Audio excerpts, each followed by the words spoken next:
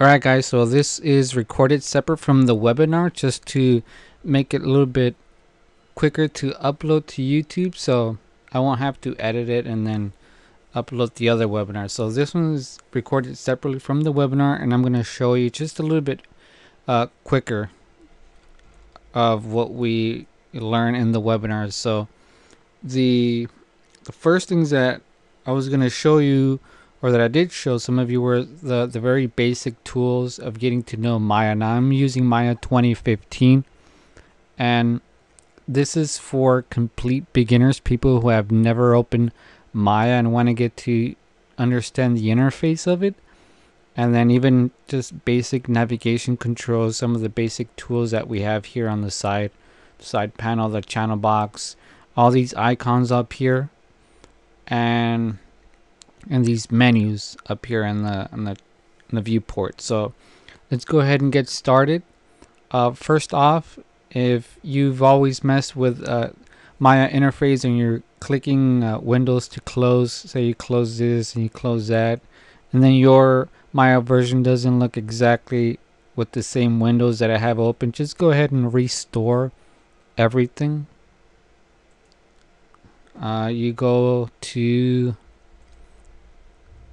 I believe display, user interface elements, and then you go to, you can do a show all UI elements or restore user interface elements. So go ahead and click on one of those and that should pop open. Here, let me do it. That should pop open all of your windows again. Now we're not going to be using this tool settings just yet, so I'm going to go ahead and close that. But you should see your perspective. If you have your 4-pane windows open, you can go ahead and press spacebar wherever you hover your mouse over. And then here you're going to see your, like for example, your perspective. So let's just go ahead and focus on one of these right now. And we're going to look at how to add objects. And that's how we work with Maya, adding, creating objects. So in order to do that, you go up here to create, or you can select any one of these objects if you're under the polygons tab menu here. But for this purpose, we're going to be using the create window here. Go to polygon primitives, because for video games and film, we mostly use polygons nowadays. Now, NURBS, they used to be used back in the old days, and some of them still use it, like for eyes and things that are like very smooth. You still see NURBS primitives, but for right now, we're always modeling using polygons, so we're going to go ahead and stick with polygons. And then here you're going to see usually you'll have this interactive creation checked on, so I'm going to leave it how normally you would have it. And we're going to look at anything here, so you can go ahead and click on sphere, cube, cylinder, cone, and plane. These are the most popular ones. And then you have your torus, prism, pyramid, or whatever you want to click on over here. Even a soccer ball. I'm going to do the soccer ball just because it sounds cool. And then I'm just going to, you see this little crosshair with an arrow? It means you can interactively click, hold, and drag. And you're going to create a soccer ball, which is awesome. It's a huge soccer ball. We're like this size. So that is how you create things in Maya, especially when you're going to start modeling any characters or anything like that. You always come up here to polygons, and you can start off with, say, a cube. So again, click, you can click and drag what you want for a cube, and then you let go and you see an up arrow. So now you need to click and drag up to define the height of it. So that is how you define objects or create objects using interactive creation. Now I usually like to turn this off just because I want to click and have it appear there already. So if I uncheck interactive creation, if I go ahead and delete these, and I can quickly just click cube and there it is. I don't have to create it or anything. I don't have to drag. So that's usually what I like to work with. Yeah, if you want to keep interactive creation in there, you know, go ahead and leave it on there, but I just like to just quickly just click, drag, resize it, and you're done. None of this interactive creation. But again, that's preference. It's up to you. So that is how you create polygons and objects here. So if you wanted to model anything, you would start with very basic spheres. You know, you have a sphere, you have a cube here. Things that you can create. You have that cylinder, the cone, that little donut. Donuts. You have a pyramid here, right? Now, all of these objects have settings that you can create in the very beginning so you can get started. So for example, if I'm going to model a house, I want more edges here, and we're going to get into advanced modeling a little later on, but I just want to show you that you have settings or parameters that you can adjust when you first create them. So in order to access these, we're going to go over here to your channel box. If you do not have your channel box open, if it looks like this, you'll see it on your right hand side. If not, you'll see it up here. It says show hide channel box. So you click on it and it should look like this. Now, to access the settings for that cube, you'll see here it says input, and then you'll see polycube 1. So that's what you want to click on. When you click on that, you'll see the width, height, and depth, and then divisions. So to adjust the width, you can either input a value here, click on it, and say like 2. So that's going to adjust how wide this box is. The height, you can say 3. So it's 3 units up. And then the depth, you can say 2, doesn't matter. Right? That's how you adjust it. Now, the other way, the fancy way, is you just select the name. You see width. I'm not clicking on the input text here. I'm clicking on the name. Once you click on it, just go ahead and middle mouse click and drag. You see when I middle mouse click, it turned into arrows left and right, so you can drag left and right, and that's gonna automatically increase and decrease your values for you. So you can very quickly just come in here, click on the name, middle mouse click and drag, and that's gonna adjust your measurements of the box. And then the exact same thing, but this time you're gonna add or remove edges. So you can see I'm just selected division width, the name, middle mouse, click and drag, and that is how you adjust edges.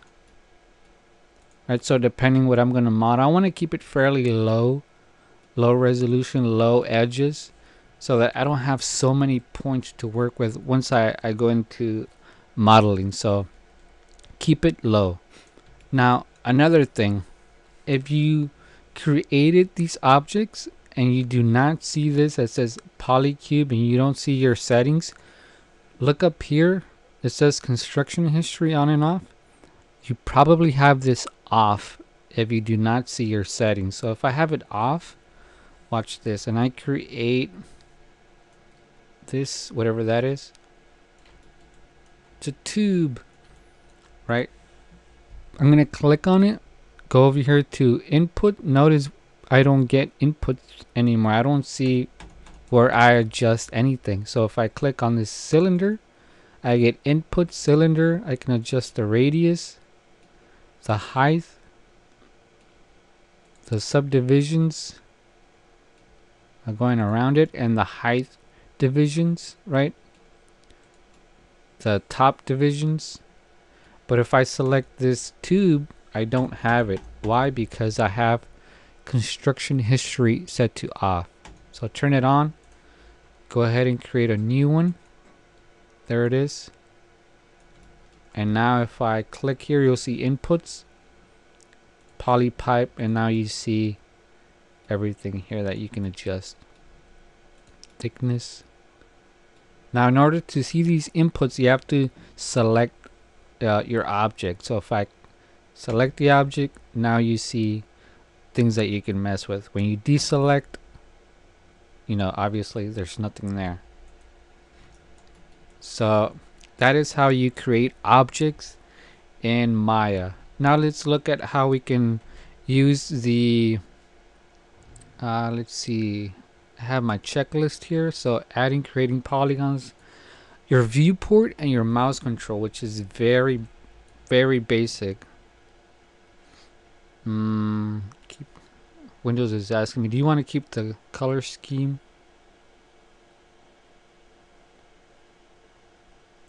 I want to keep my color schemes. Jeez. Thank you, Windows. So if you're new to Maya and you don't know how to move around your viewport, you want to do this in your perspective. So in Maya, you usually have 4 windows. These are your basic windows. You have your top view, which is up here. And then you have your front view, which is this view right here. And then you have your side view, which is over here. So these views are only flat views. You're looking at your objects from only one side, right? So only the top view, only the front, and only the side. But on this one up here, this is your perspective view. This one you can manipulate any angle camera view you want. But for these, you cannot change them. You can only zoom in, out, and move them left and right like that. Pan them around, right? Same thing with the front. Pan and then move. Same thing here. But on your perspective, this is the only one where you can move it around like that. You can rotate. So go to your perspective viewport, and then in order to go ahead and move around like this, you want to hold down Alt and then just click, left click. So I'm just gonna say click, not left click. So it's regular clicking in your mouse, right? Nobody writes click unless you want to access menu. So just hold down Alt and click, and then while you're clicking, you have to hold both of these together. Just click and move your mouse around left and right. You'll notice that you can tumble. That's what they call it, tumbling. Tumbelina. Okay now. So all of your controllers, to navigate around the viewport, you have to hold down Alt. So, and you need a 3-button mouse. If you're using a pen tool or a stylus, hopefully you have one of those fancy ones that you can program the buttons. I do know some friends, and especially in other studios where I worked at, you can use a pen if you can program it, and it has to have specific buttons. But I'm more comfortable with the mouse, 3-button mouse. So holding down Alt and any one of the 3 buttons will do something in Maya. So hold down Alt and click will pan. Holding down again Alt and now just middle mouse, click and drag will pan. You just move left and right. And then a third one is holding down Alt, right click, and going left and right with your mouse again will zoom in and out. So those are your 3 main ways to navigate around your perspective viewport. So again, this is your holding down Alt, click, middle mouse, click and drag, or right click and drag. So that is your main 3 navigations and your perspective. Now in your side viewports, you cannot do the Alt and click because you can see you're getting a big no icon on your mouse. So you cannot tumble. You can only pan with your middle mouse or zoom, because this is, like I said, it's only one view, one flat view, what they call orthographic views. So you have perspective right here and orthographic views right here. So they're all flat views. You cannot tumble. You cannot tumbelina.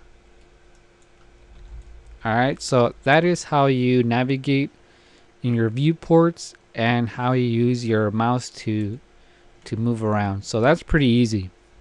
So practice that. And even though it's easy, if you're a complete beginner, it takes practice. Just pause the tutorial, open Maya, and practice tumbling.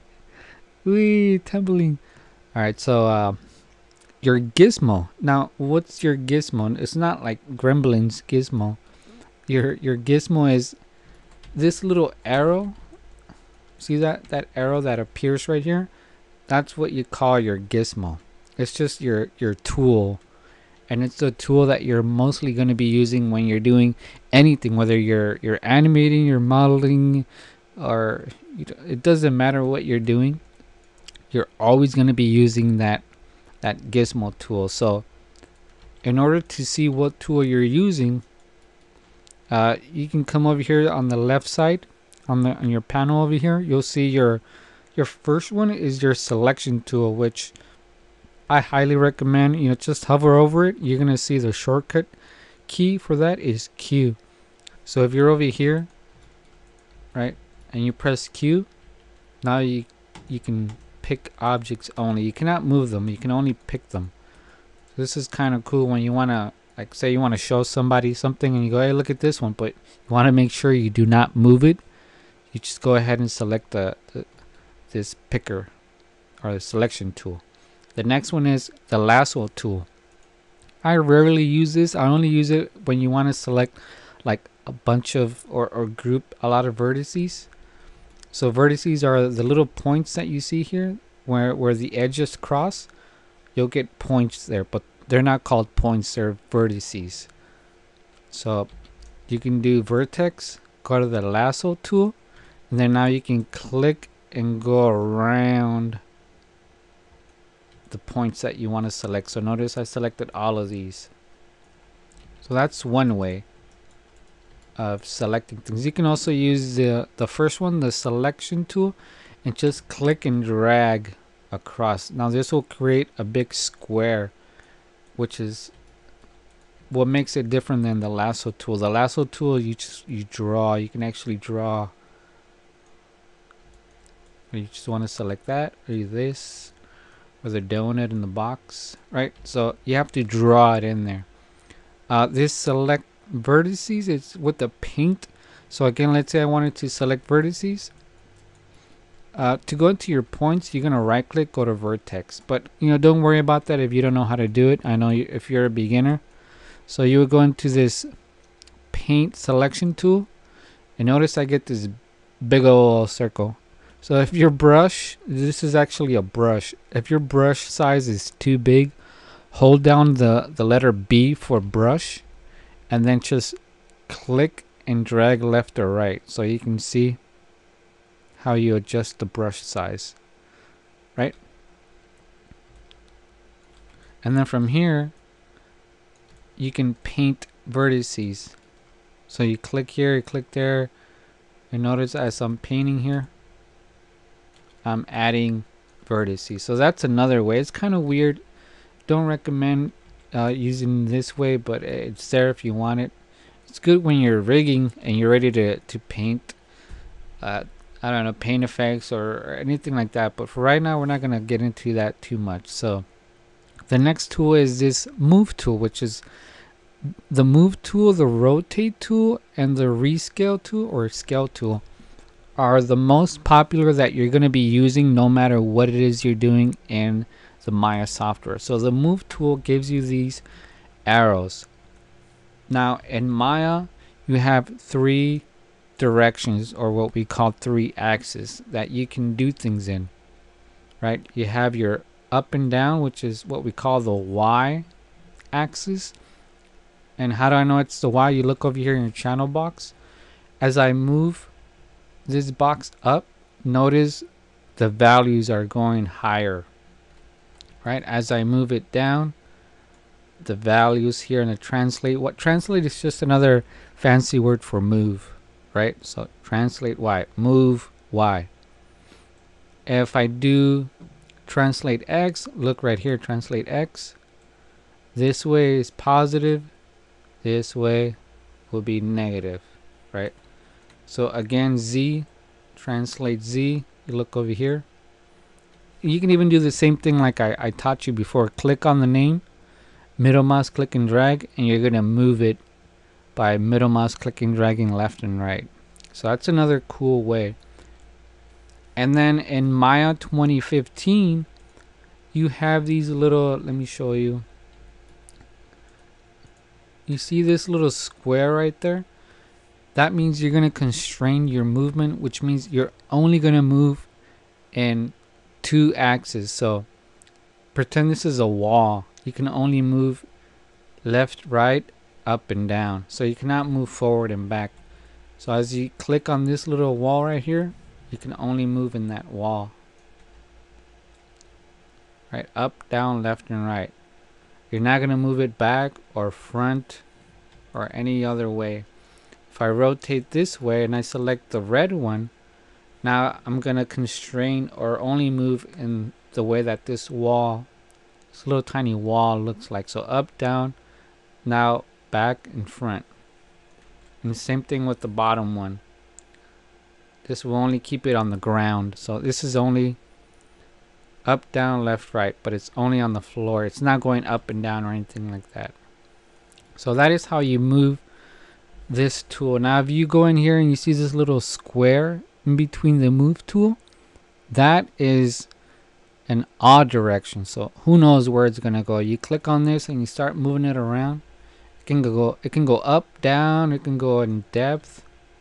Notice it moved forward and down and left. So this is like all directions, right? Or you can just stick to each arrow, wait until they highlight, and you're only moving it in that one axis. So that is how you use the move tool.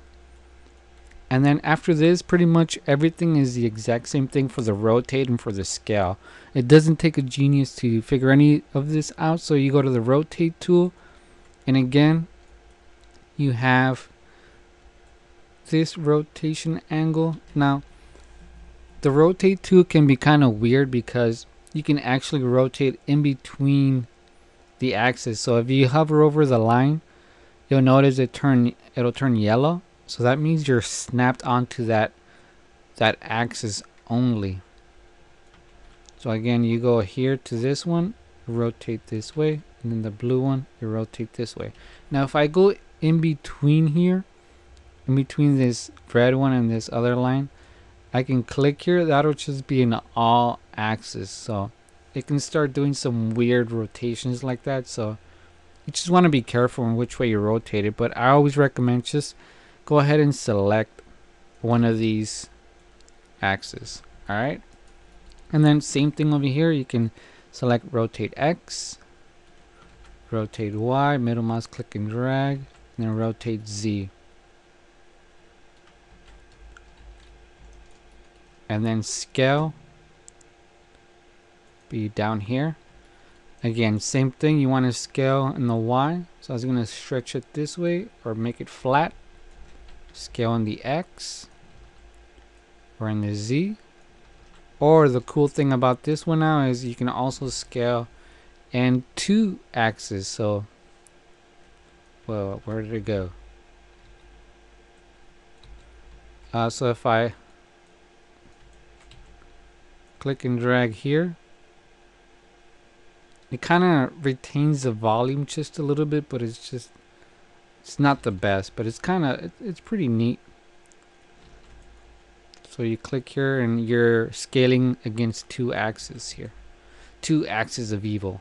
And then the middle one obviously will scale the entire thing as a whole.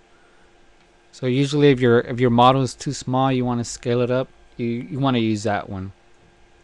Notice it's scaling all 3 of them. So you can even click and drag a lot of them, or just whatever you want. Middle mouse click and drag. Again, same thing. Or you can click and drag here, say 1, enter, and there you go. So that is how you use the Gizmo, which is this, and your basic tools over here on the left. And the next thing I want to show you is the channel box. So the channel box is, well, actually your layers, I should say. I already showed you the top of the channel box is up here, but the layers is down here. Oh, one thing, just visibility, I guess, if you want to turn it on or off. I'm not going to go into this, but you're going to have to use the the outliner to turn it back on once you turn it off. But essentially you could do 0 for off, so you just turn off the visibility, or you can press 1 or type on for on. But again, don't worry about that. I'll get into that detail a little bit later. Let's go ahead and look at the channel box, your layers I should say. So for your layers, I'm just going to show you how to display and turn them on and off and use the template and all that kind of stuff, which is very basic. So let's go ahead and add some of these to your layers. Now you can create an empty layer first. So go to layers, create empty layer, and then add objects, or you can start selecting objects here. Like I just want those in a layer. Go to layers and then say create layer from selected. So that one's pretty easy. So I'm going to do that one. And then there is our layer 1. If I double click on it, I can rename it. So I can say, I don't know, my objects, and say save. And so there are my objects. Now you'll see this little V right here. V is for visibility. If I turn it off, you can toggle them on and off, right? Very quickly, if you have a large scene, you can just go, oh, it's too many stuff here. I just want to work on this. How do I turn everything off? You can put them in a layer, turn them off. Now you can quickly work on this. Just depends your taste now. When do you use this? It doesn't matter. It's your preference. Whenever you want to throw something in a layer, and then maybe you want to select certain things, but other objects you don't. I'm going to show you how to do that. So let's look here. So these are in a layer, right? Now I want to throw these other in a different layer. So I'm going to go, I'll show you the other way. Create empty layer. So here is my empty layer, right? If I turn on and off visibility, this one doesn't do anything. So on this one, I'm going to add, these are my bigger objects. So I'm going to select these, right click, and then say add selected object. So there you go. Now I have this layer, and then I have this layer. So that is how you add things into layers. This is pretty easy. Not just layers, create new layers, select your objects, add them on. That's pretty much it. Now let's see, you see this other little square here? Now this is to, you click on it, you're gonna get a T. Now you can notice that you can still see them there. Let me see if I can do Alt and B will change the background color of your viewport. So Alt and B as in boy. And then right here I just turn off the grid so you can see it clearly. So you can tell that they're still there. They're in my scene, right? I can see my bigger objects here, but I cannot select them. And you only see the wires, or what we call the wireframe. So this is, the T is for template. So they're there for your reference, and it helps to do it like this because Maya doesn't calculate to shade everything, so it's a little bit faster if you do it template. So let's say you're animating something here, but you still want to see where the object would be, but you don't want to take up too much space or too much RAM of your computer to analyze all this. Just go ahead, throw them in a layer and say template, and then you can still animate your character coming and sitting down on the box or whatever, just so you don't take up too much memory. And then you click on the T again, and you're gonna notice now it turned into an R. Now R, you can see them now. They're what we call in shaded mode because they're colored gray, but again you cannot select them. This is what we call, R is for reference, so it's only a reference for you to see, but you cannot touch it until you click on the R again. Now you're gonna see it disappears. Now we're back to normal, so everything, you can select things or whatever you want. So again, template, reference, normal. V for visibility, right? If I have this bigger object and I want to remove it from this layer, just select that object you want to remove. Obviously, you got to tell it what object. Right click and you'll see here, remove selected object. So I'm going to click on that. And if I hide it, notice now that big box is no longer part of this layer, right? So if I want to add it again, select it, right click, add selected object, and now there it is. So that is how you use layers on its very basic level. Let me see. You can delete. Usually it'll ask if you want to where is it? Remove selected objects from selected. No. You can delete layer, but I think it'll delete your objects as well. So let me see, delete layer. Alright, no, it didn't delete my objects. Okay, so it just deletes the layer itself. That's cool. So then now we have this layer. Again, I want to delete this. I can empty the layer. Right, if I turn it on and off, now it's empty. And if you want to throw something in there, something else, you can. Again, you want to delete the layer now that it's empty. And we're back to having objects back into just our regular Miocene. So I'm going to change my background again. So we're back to normal stuff. Alright, so that is how you use the axis and the channel box.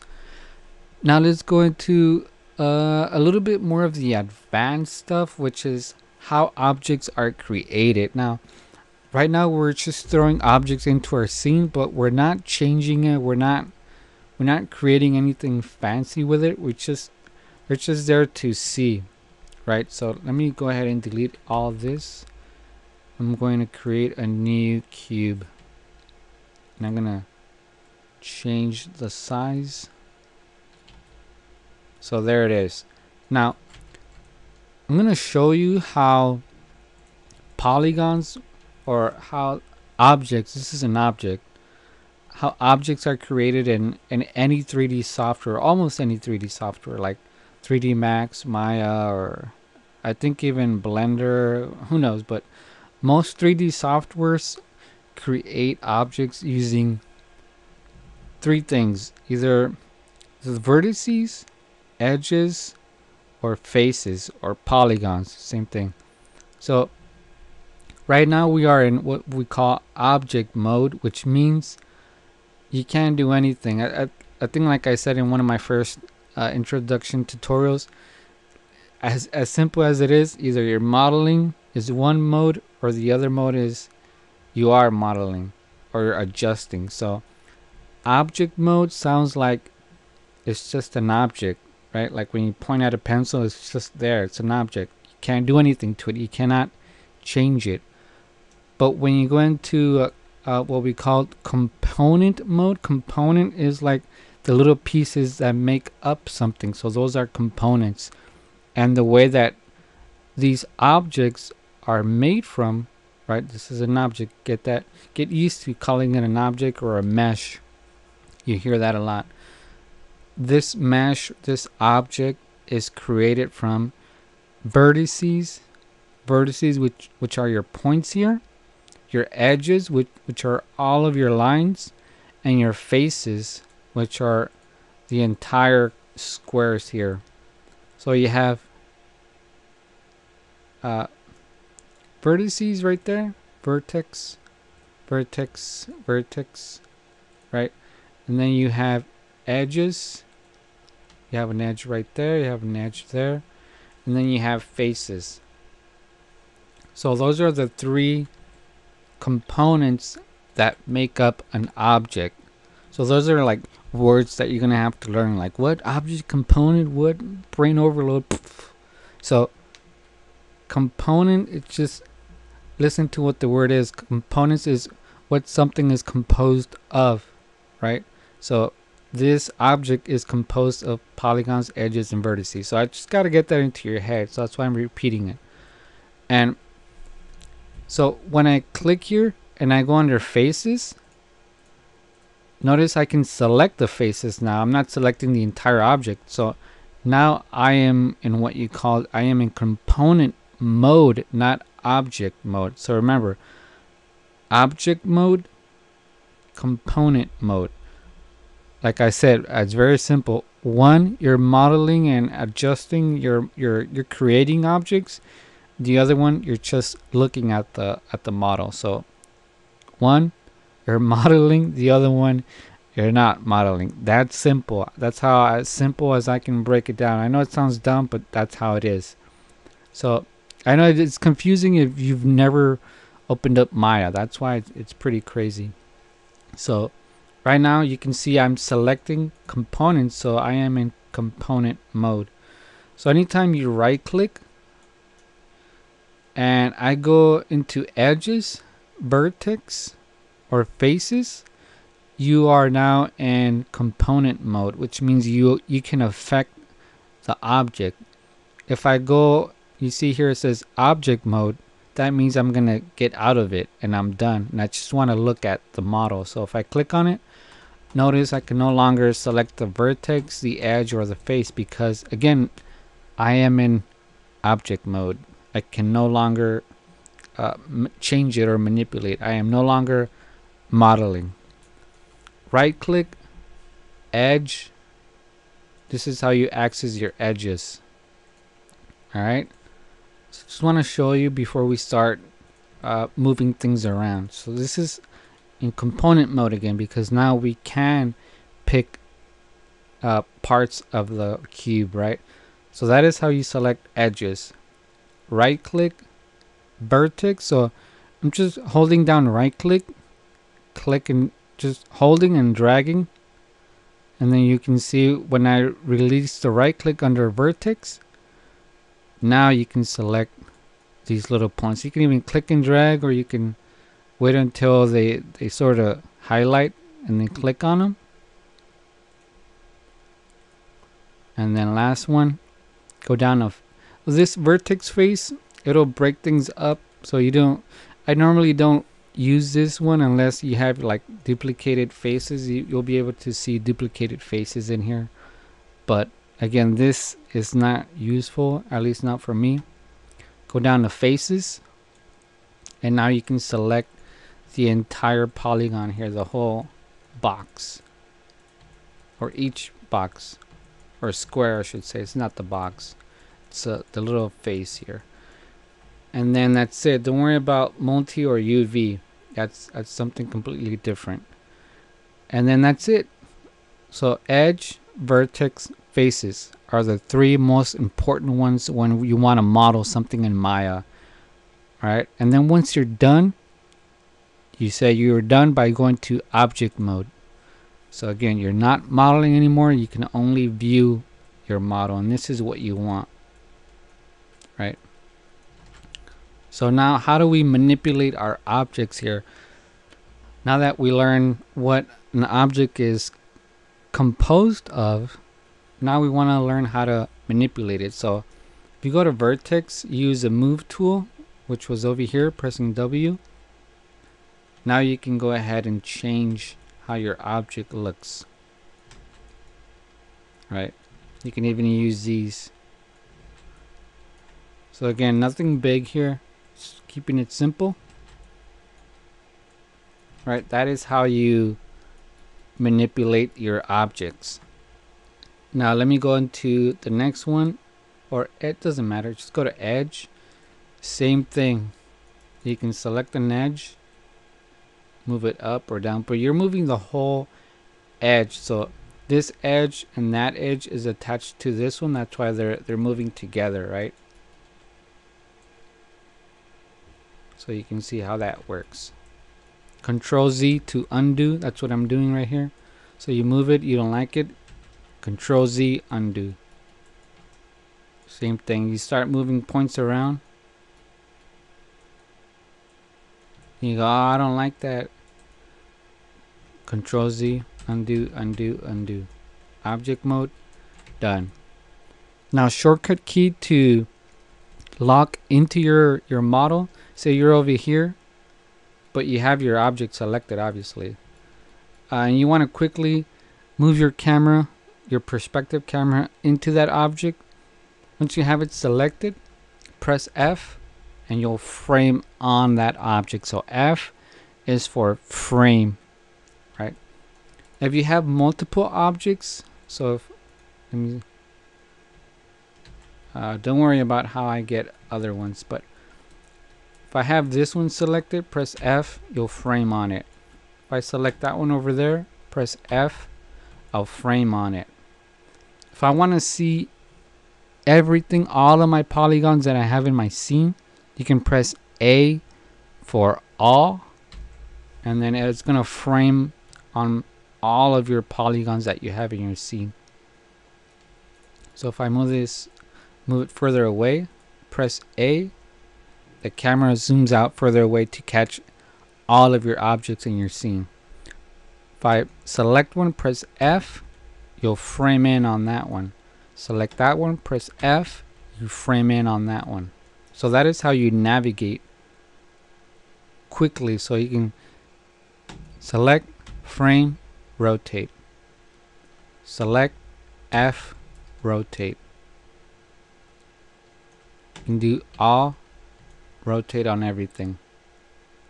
So those are very important for beginners to understand and get used to how to navigate around your perspective viewports. Alright, so just select that, delete it. What else here? My viewport icons and drop down menus. So this is all very important here for beginners. So I'm going to go over all of these icons right here. And then I'm going to go over some of the basic stuff that are located up here. So if you want, take a break. I know it's too much. It's a YouTube video. You can rewind it, pause it. Who knows? It's up to you. See how much you can understand. So, camera. This little icon right here is select camera. If you don't have this icon, by the way, press Control Shift M. Control Shift M as in menu, and that'll pop these icons here. All right. So selecting your camera, all of these views that you're seeing here, I'm pressing F. All of these views, you're being able to view that object based on that camera. So these are, it's not a window, it's more of a camera. So right here, the camera is zooming in and out. So there is a camera on top of this object, and I'm zooming the camera in and out. Same thing with the front. There is another camera on the front of this object, and I'm zooming in and out. Same thing with the side. So these are all different cameras that I have set up. And the cameras actually look like this. Let me see if I can show you. I'll just create one. Now these are Maya's default cameras, like the side, the front, and the top. But this is essentially what they look like, right? So you're actually inside of the camera like this.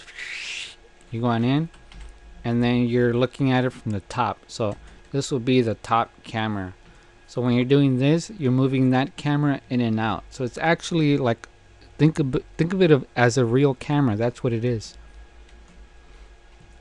So when you want to select that camera, you'll go ahead and click that button. So let me go ahead and create a camera here again. Cameras, camera. My camera is down here. So if I want to look through that camera that I created, it's called, you can see here, camera 1. I'm going to change this view to be what my camera sees. So you go to panels, perspective, and then you'll see here camera 1. And then this is what my camera is seeing. You see down here it says camera 1. Watch my perspective here. You can see the camera is right here. But if I zoom out on the camera, See, this is what my camera sees, and this is what my camera is doing. So I can spin around here. Now you can see my camera. So this is actually what you do when this is happening here. Right? So if I deselect the camera and I go into that view where the camera is, this is my perspective. So if I select this camera, it's going to select my perspective camera, not the camera that I'm using. So on this one right here, in this window here, I am using that camera one. So if I click on it, I have selected the camera that I'm viewing this cube through. So obviously it got highlighted on this viewport here to show me, hey, look, you selected this camera, right? Oh, one thing I forgot to mention, to change the size of this gizmo, like you think it's too big right now, you press plus and minus on your keyboard side, and then you can change the size of it, something like that. So as I move this camera around, notice it's selected. Now if I want to change my camera settings, you go here to this camera attribute, and then that's going to open up this window where you can change all kinds of camera settings, but I'm not going to get into this right now until later. Alright, now I'm not sure if this will work for our camera bookmarks. I think it will, but let's go ahead and try it. Let's say I'm working on a heavy scene. Let me show you an example here. I'm going to open up my environment, the subway environment. So you guys are going to like this. It's a pretty huge environment. And I'm going to show you how bookmarks work when you have such a large scene. So if I go into the perspective, so here is my very crazy subway explosion scene, right? So let's say I'm working on this column right there that I have selected, and I like this camera angle right here, and I want to save this perspective. So while I'm moving around, I want to quickly come back to this column here. So what I can do is just click on this bookmark, just click on it once, and that's it. Go ahead and do something else, like maybe this cart. Now I'm going to work on this cart. Click on that bookmark, and then this camera view will be saved. So the way that this is useful is you can quickly, let's say I was way over here on something far, right? I don't know where I am in the scene.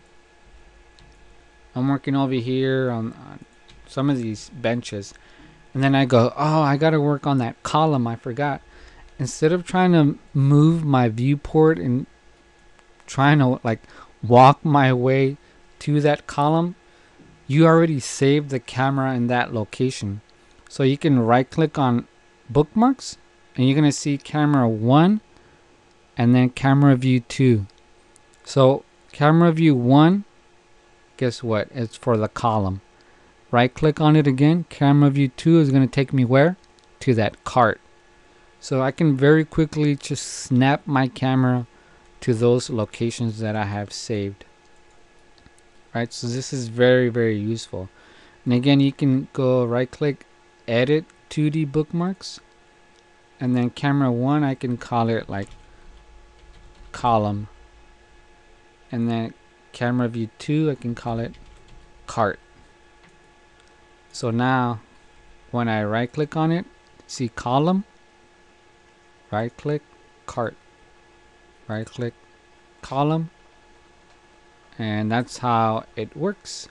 And you can also delete them, so you can select here, say delete, or you can add to shelf. So if I add to shelf, it's gonna add a button up here on my shelf, which I can quickly just click on it, and again it's gonna move my camera. So bookmarks are very useful. Next thing, where am I?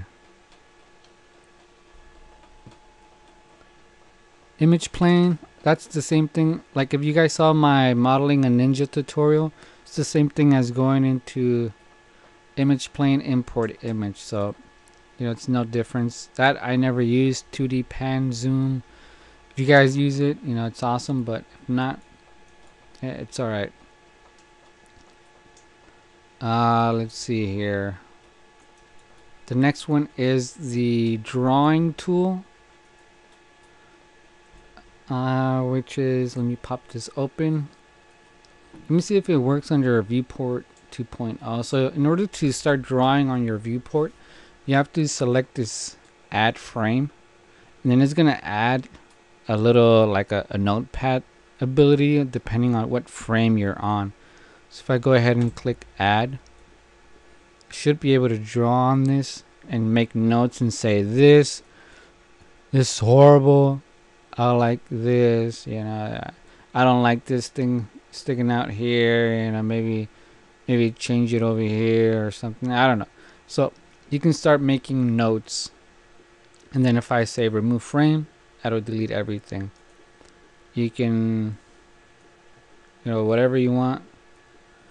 You can click on this, change it to be a bigger brush, finer, or a pencil.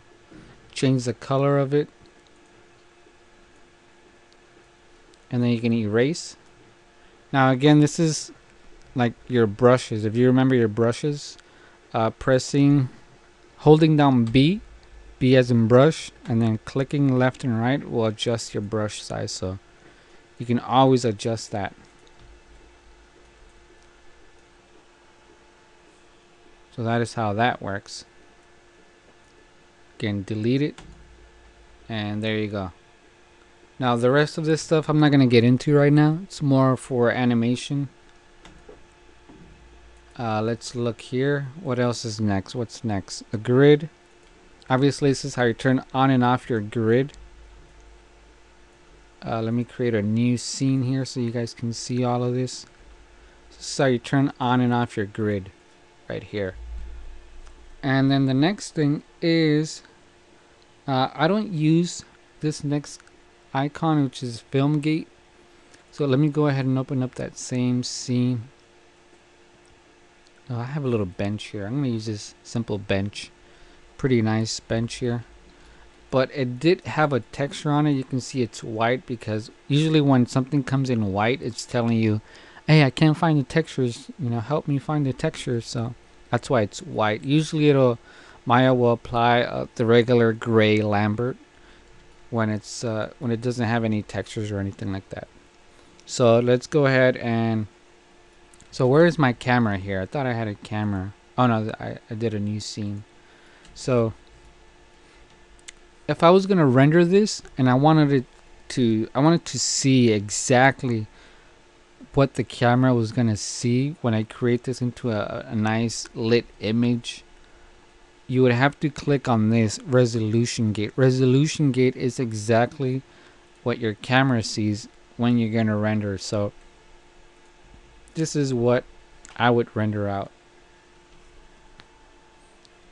So you see everything inside of this gray square is what we're gonna get when we render this. So when we create this image, right, don't worry about how to create that render, we'll get into that later, but everything inside of this frame, it's exactly that's inside of this gray frame here. So this is always very useful when you're ready to create your movie and you want to see what how your movie is gonna look.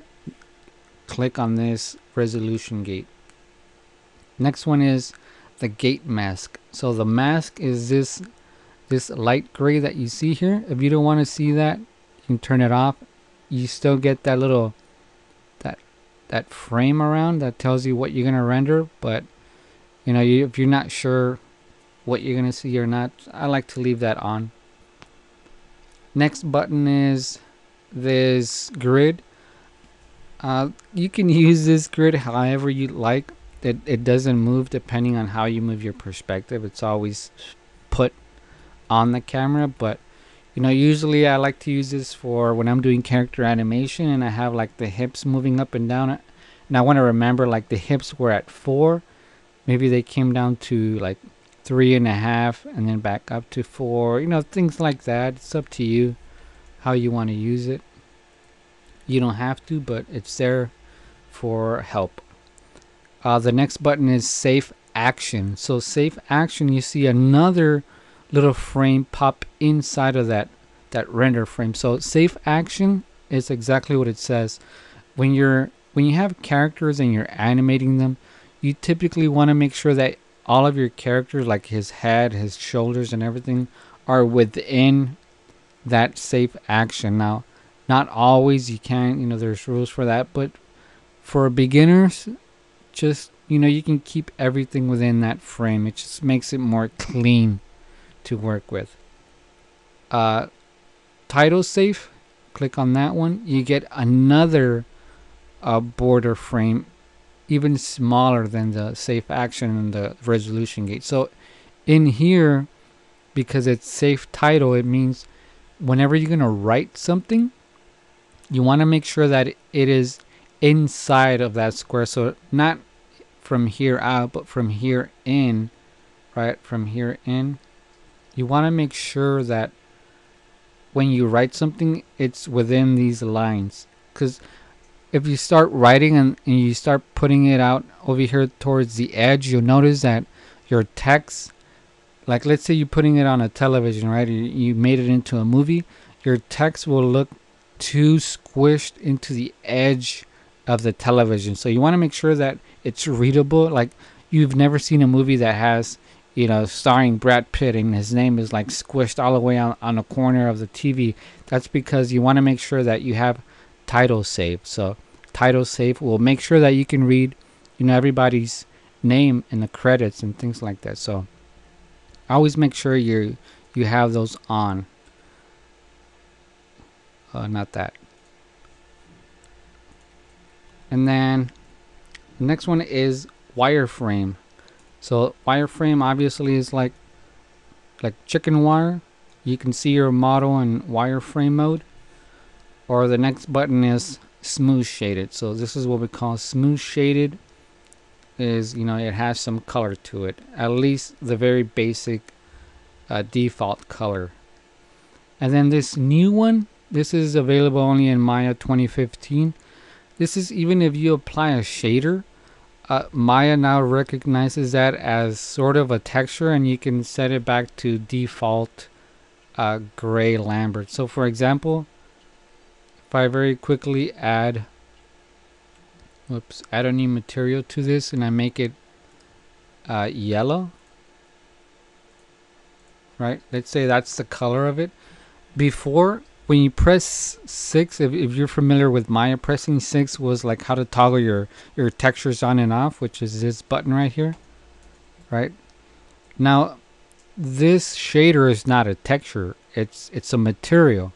But now Maya 2015, it allows you to recognize that shader and say, okay, you don't want to see shader colors? Okay, I'll make it into default gray. So when you click on this, it'll turn your yellow shader into now a default. So you can see here it says use default material. Even though it's just a shader, it's not a texture. So it'll recognize your material and say, okay, default. So that's the new feature here in Maya 2015. And then now this one is shaded mode or a shaded view with wireframe. So this is pretty useful when you're modeling a head, or you know, you're still in the modeling phase. You want to see your model shaded, but you also want to see the wireframe on top of it. So keep this one in mind. And then this one, like I said, once you have textures or photographs applied to your models to look realistic, like this was a bench, I wanted to make it look like wood, then I would turn on my texture so that I can see that. And if I wanted to see it back gray, I would turn off my textures and it would go back to looking like this. So that's pretty useful. Next button is use all lights. Now this is just to simulate your lighting in the viewport. When you have your lights in here, let me see if I can create a light. Directional. Now I think this only works in like Viewport 2.0. I'm not sure, so I would turn on my light. So you can see it's using my light now. So if I move this around, you're gonna see the lights here. And if I go into shadows, you're gonna see some shadows on here, which is pretty nice. It's trying to calculate this. It's not real time. This is not what it's gonna look like. And like once you create it into a really nice image, or what we call when you render this, but it gives you an estimate of where the shadows are located. So this is okay as a sample. Turn off shadows, turn off your lights, so now it's default. And then ambient occlusion is kind of like self-shadowing, but now let me turn that off and turn this, oops, the wireframe. So you can see it's kind of like it adds these soft shadows into the corners, which is pretty neat. Even now for a viewport, ambient occlusion is what they have here. So you know, you can use it if you like. It's just for viewing purpose only. Then you have motion blur. Again, this simulates motion blur. If you have something animated fairly quickly, you'll see motion blur now in your viewport. I think they even had this way before in other versions. Anti-aliasing, this will turn your, you see these, if I zoom in here to the corner, or I should say the edge, you see these jaggedy edges. Let's see, let me turn this off. You should be able to see it. Let me change my background. So you see how this edge is kind of like, see little steps, kind of jaggedy. If I click this anti-aliasing, it'll try and smoothing this out. So look at this edge right here when I click on it. So you can see it try to smooth it out. Now, hopefully you'll be able to see this. I'm going to upload it in HD. So if I toggle this on and off, on, off, on, off, you'll see how this edge just becomes really, really smooth.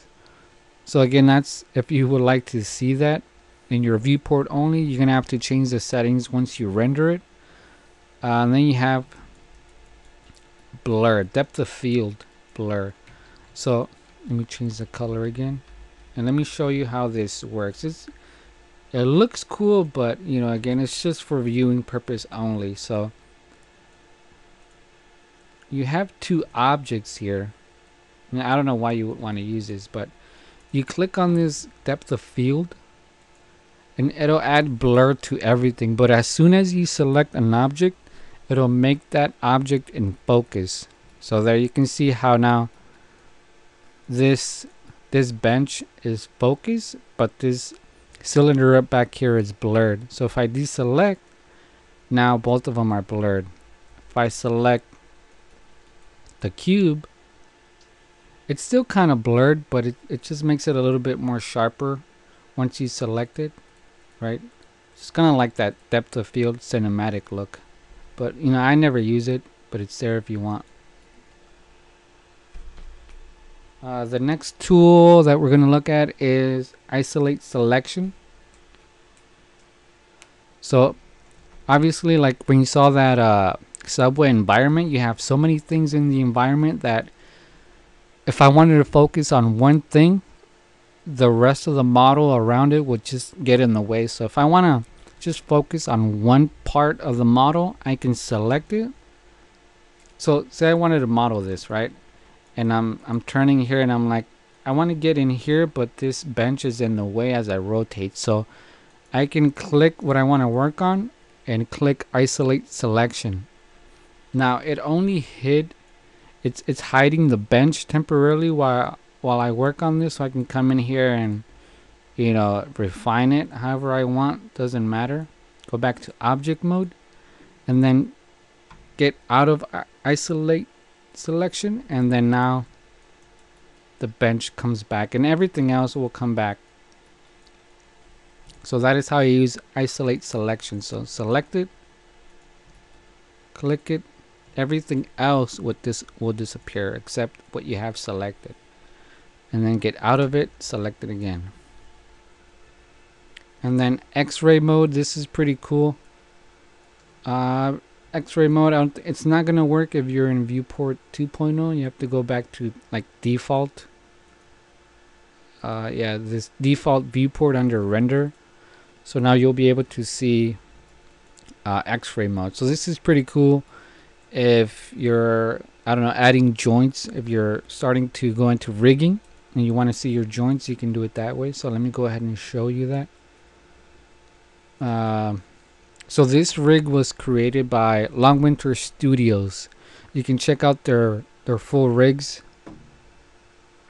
So here's a little disclaimer. There's a website, Long Winter Studios, and they are our partner now, so I'm pretty happy about that. Woohoo! So check out the rigs, longwinterstudios.com. This is a rig that I purchased from them. Now if you want to go and look at the, like I said, X-ray mode, you would show the joints. So they are the joints if you're working on something like this, so you can see through. Or you can do it the other way. This little button here will X-ray your joints. So once you have joints, it'll show on top of your model. So this is under your model, you can see through it. Or you want your joints on top of your model. So you're still seeing through it, but only the joints, not through the model. So that's how you would use these. I've never used this X-ray active component. I think only once you select something, it'll make it. So you look over here, you notice how I told you under the layers, you cannot select the character until because remember it's in reference mode. So until you deselect that, now you'll be able to select the mesh. Right, so you can see how this was useful when you're rigging. You don't want your animator to select the mesh, right?